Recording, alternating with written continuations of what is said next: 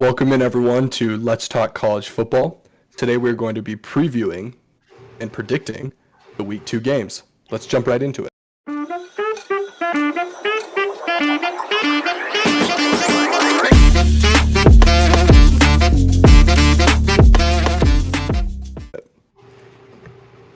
So the first game we have is Texas at Alabama. This obviously was a really good game last year that Bama just squeaked out. How do we see it this year, Landon?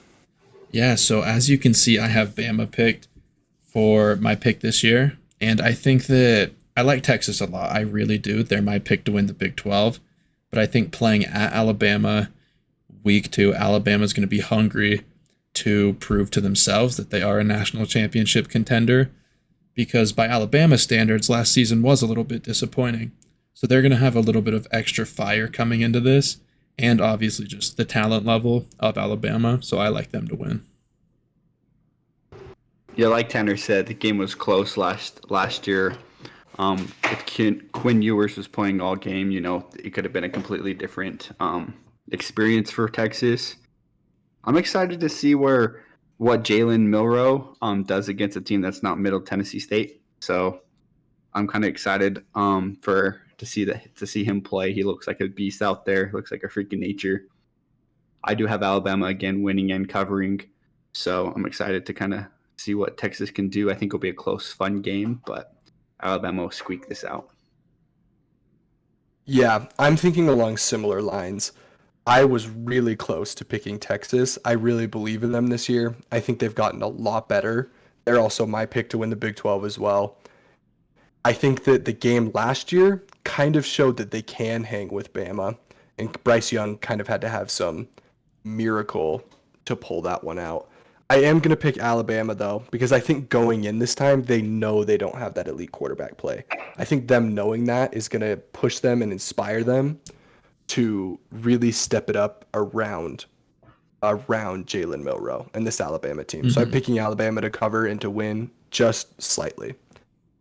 Okay, let's move on to the next game. Utah at Baylor. This game admittedly lost a little bit of shine after Baylor dropped their opening game to Texas State. How do you guys see this game playing out? For me, this is a nightmare matchup as a Baylor fan. You just barely got dominated in the trenches by Texas State. They ran all over you. You couldn't run. They made your team look very, very small. The last team you want coming in after that happens is Utah. Because Utah honestly just physically dominated a Florida SEC team that has much bigger athletes and much better offensive and defensive line. So if you're Baylor, you're looking at this game just going, oh no, this is going to be bad. And with Baylor's QB1 out for this game, it's gonna look pretty grim for Baylor fans. But also Utah, they might be out with their quarterback one in Cam Rising. He was out versus Florida. Utah was able to handle their own and get that W. So we'll see what they can do. Like Lennon said, this game shouldn't really be close. I expect the line to change more in Utah's favor, probably 2 touchdowns plus. So I have Utah winning and covering, even if it does increase by 2 touchdowns. Yeah, I don't really get the line either. It was started at Utah -4, which Which is shocking, frankly. considering the week 1 performances is strange. And then when the news that Baylor's QB was out, it moved to Utah -7.5.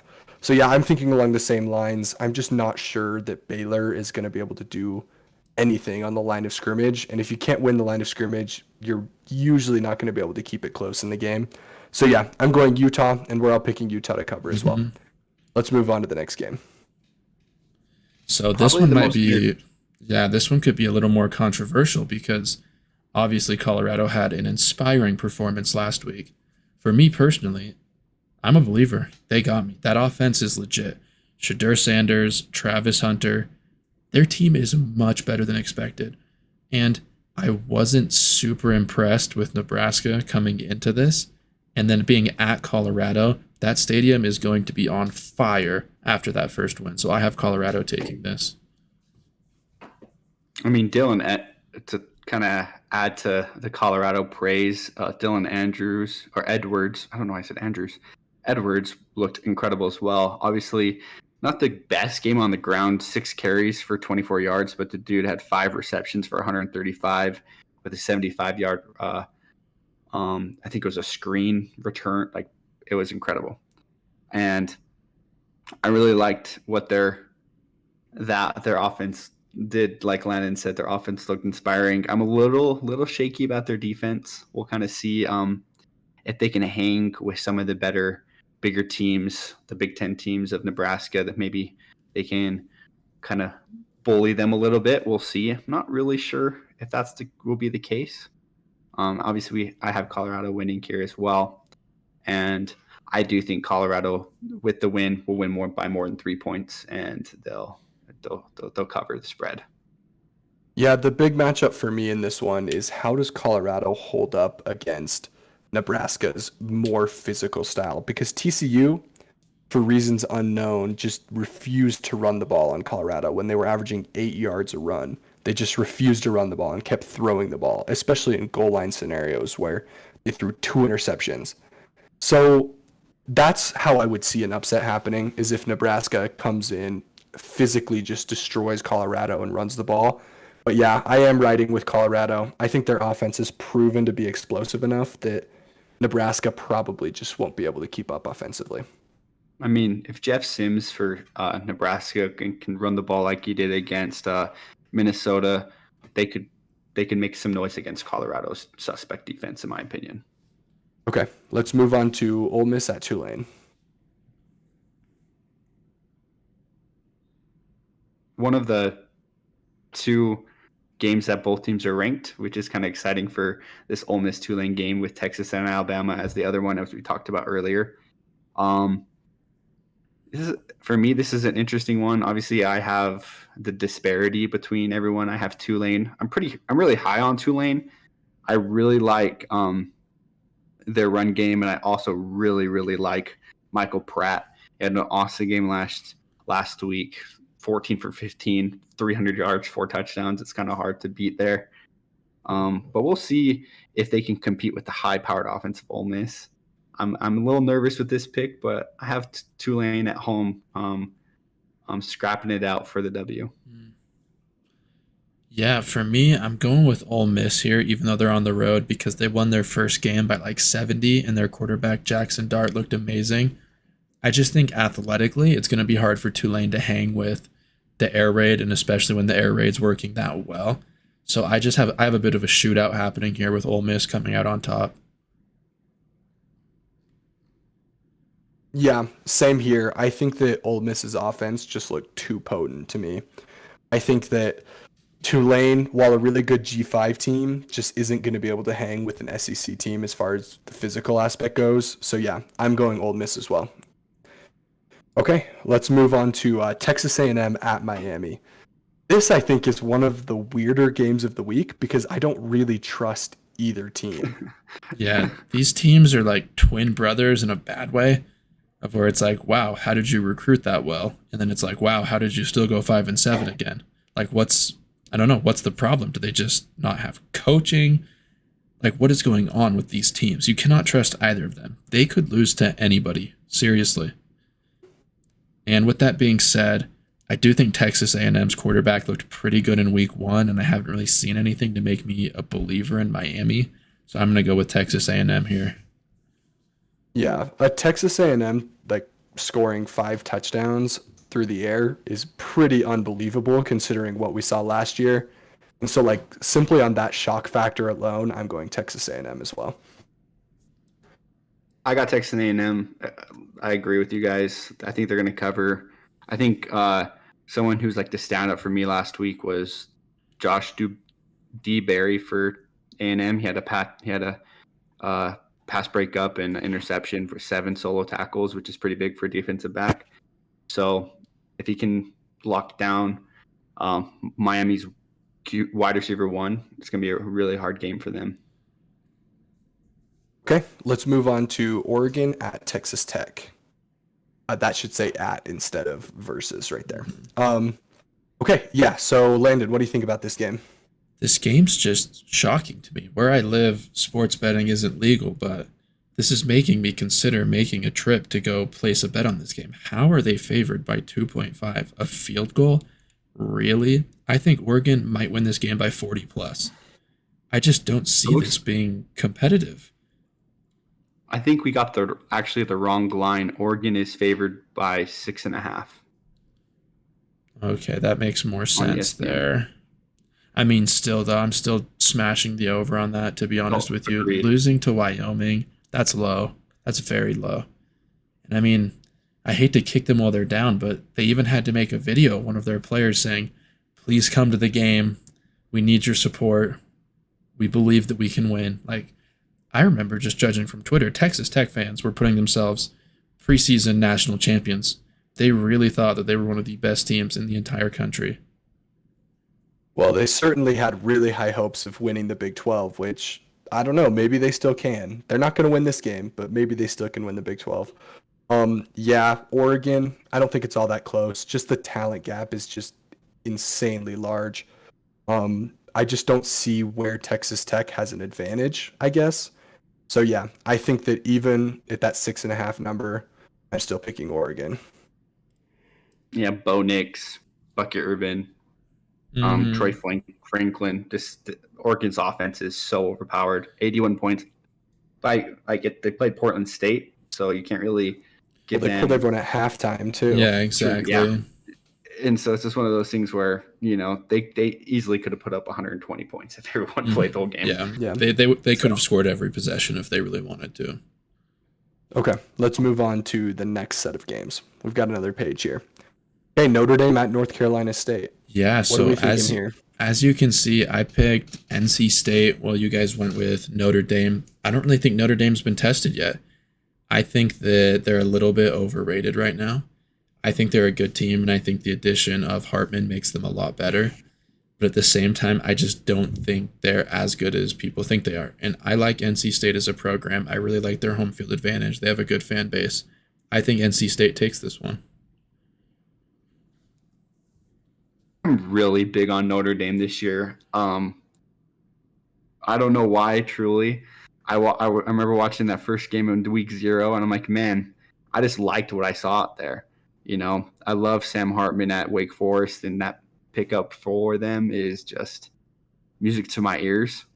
And then obviously Udrick Estimi, I can never say his last name, for the running back for Notre Dame as well, is someone that I just really like what I see every time he catches the ball. 7.3 yards per carry is just incredible to me. Again, like Landon said, they really haven't been tested too much.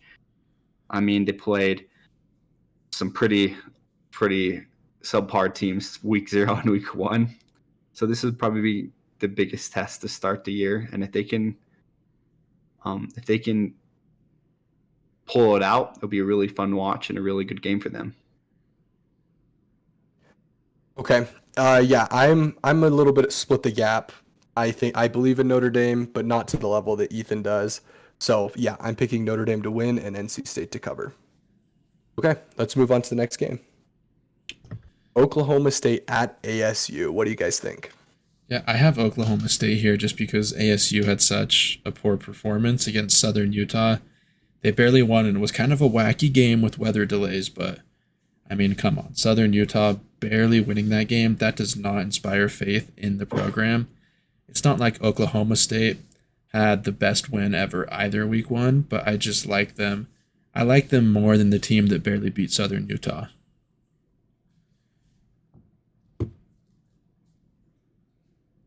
I really liked what I some flashes from Jaden Rashonda, the freshman for ASU. I think another week under kind of understanding the offense and kind of understanding what he needs to do, what he can improve in, what he did that was great. Will really help him, and I think it should be a fun game. I think it'll be a close game, but I think ASU at home does have the edge, and that's why I think why take them over ASU for week 2. Yeah, I'm going ASU as well, just slightly. Um, I wasn't really impressed with what I saw from either program. I do think ASU in general has slightly more talent than OSU does, and probably a little bit higher ceiling offensively. So that's what I'm going for there. So yeah, I'm picking ASU to win, and since it's such a small number, I'm picking ASU to cover as well. Okay, let's move on to Wisconsin at Washington State. As we all know, this one's on the Palouse. Last year they played in Madison, and Washington State pulled off the upset. What do you guys think about this game? I'm the odd man out here again. I think Washington, no, Washington, what the heck? Wisconsin, that W is just messing with my brain. Is going to pull out the W here. I think they're just going to have a little bit too much firepower. Their run game has looked very, very strong. Week 1, 200-yard rushers. And it's funny because both of these offenses are the exact opposite. You know, Washington State with the air raid and Cameron Ward, and Wisconsin with the dual running back room that just looks elite. So I'm excited for this game. This is probably my, outside of Texas, Alabama, one of the games I really want to watch this week. I think it'll be a close, hard-fought game. If Wisconsin can keep the ball on the ground, they'll pull the W. Yeah, the funny thing with this is that while Wisconsin in the past has been power and Washington State has been air raid, Wisconsin is now also air raid. At least they're getting into that because of their new coach and their new offensive coordinator, which It's super frankly is a weird look for Wisconsin. And that's part of the reason why I'm picking Washington State. I think just system familiarity. This will be their first road test as like a new staff and a new team. And I don't think they were that convincing in their first game. So yeah, I'm going Washington State to win and to cover.